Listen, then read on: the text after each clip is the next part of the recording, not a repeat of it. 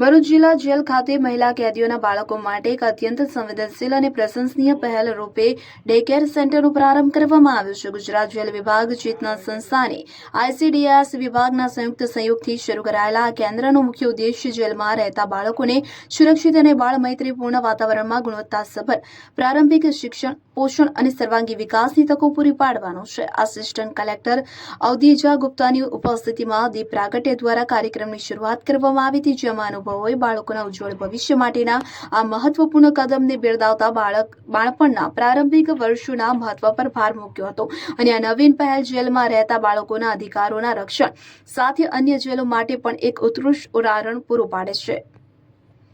રંગોની જાકેટ સાથે ભરૂચ काम करना चाहती थी और मैंने करीब 7 साल लगे मुझे वो PhD पूरी करने में. मैं bureau of police research and development 6 साल तक बच्चे अपनी माँ के साथ रहते हैं और वहाँ पे उनके लिए कोई सेंटर नहीं था और कई बार बहुत सारा डिप्रेशन, एंजाइटी, बहुत सारे मेंटल हेल्थ इश्यूज, बहुत सारे दुख.